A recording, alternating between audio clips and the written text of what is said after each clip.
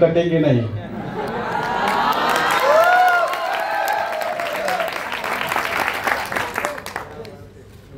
सन्मान्य विचारपीठाकडे उल्लेख करताना सगळ्या माझ्या लाडक्या भावांना आणि बहिणींना मी सांगेल, 24 सप्टेंबर 2013 साली याच विचारपीठावरून राष्ट्रीय सेवा योजनेचा विद्यापीठ स्तरीय प्रथम पुरस्कार मी स्वीकारला होता। आज तब्बल 12 वर्ष पूर्ण झाली। 12 वर्षानंतर आज मला बोलण्याची संधी याच विद्यापीठावर मिळालेली आहे।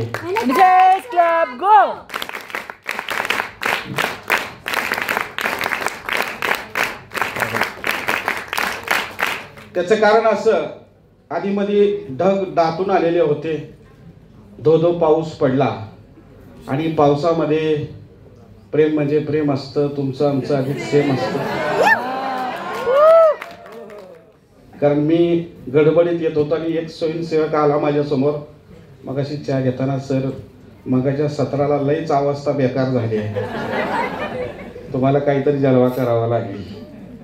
मी म्हणलं जलवा करण्यासाठी मी काही जादूगार नाही, पण माझा जादूगार शेजारी असणार आहे आणि तो तुम्हाला पाहायला मिळणार आहे। त्यामुळे सन्मान्य विचारपीठावरील या कार्यक्रमाचे विद्यमान अध्यक्ष आणि आमच्या पुण्यश्लोक अहिल्यादेवी होळकर सोलापूर विद्यापीठाच्या भूशास्त्र संकुलाचे सन्मान्य संचालक डॉक्टर धुळप सर, त्याचबरोबर तुमच्याशी संवाद साधण्याची संधी खरं तर ही उपलब्ध होते।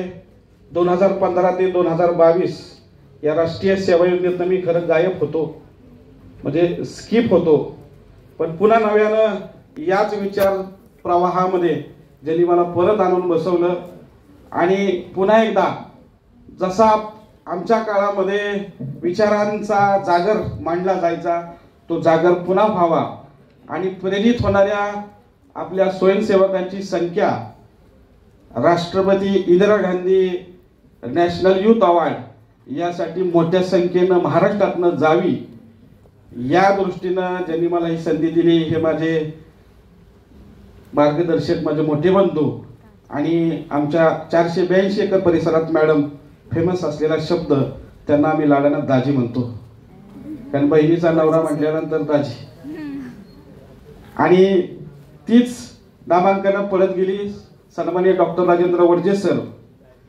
त्याचबरोबर त्यांची जी टीम आहे, सर्व जे विभागीय समन्वयक आहेत त्यांच्याबरोबर कलिग असताना मी काम केलंय, त्यातल्या काहींबरोबर मी विद्यार्थी गुरु असं नातं जपलंय। काही माझ्या इतर विद्यापीठातून आलेलेही काही काळापूर्वी जेव्हा माझी एखाद्या शिबिरात भेट झाली, असे माझे काही सहकारी प्रोग्राम ऑफिसर, कार्यक्रम अधिकारी काही नव्यानं दाखल झालेले आहेत।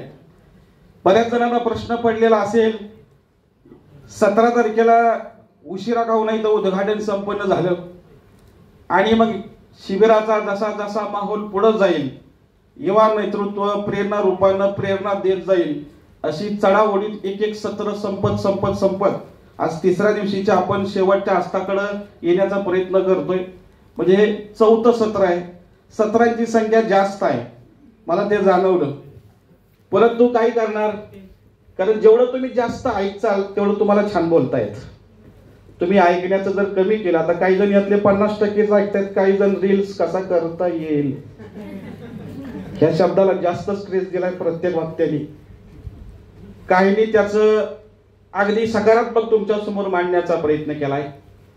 परंतु 2006 ते 2025 हा राष्ट्रीय सेवा योजनेचा जो तब्बल 19 वर्षाचा कालखंड आहे, तो मांडायचा म्हटलं तर खरं तर 60 मिनिटात शक्य नाही, पण तरीही न्याय द्यायचा मी तुमच्या समोर प्रयत्न करतोय। 2006 साली मी मुलांनो